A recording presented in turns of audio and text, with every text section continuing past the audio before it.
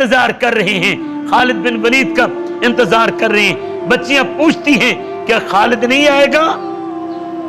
कश्मीर की बेटियां पूछती हैं क्या कासिम जलने वाली माएं खत्म हो गई?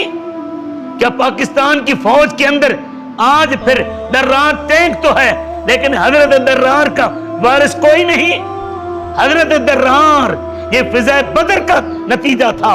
हजरत दर्रार रज़ी अल्लाह ताला अन्हु, ये हमने टैंक का नाम रखा है ना दर्रार, ये बिला वजह नहीं है, ये एक सिहाबी की याददाश्त है, उनकी यादगार है। हजरत दर्रार मैदान जंग में जब उतरते थे, अपना कुर्ता ज़िरा क्या पहननी है, खुर्द क्या पहननी है, असला क्या पहनना है, अपना कुर्ता भी उतार कर काफिरों के मुकाबले में उतरा करते थे।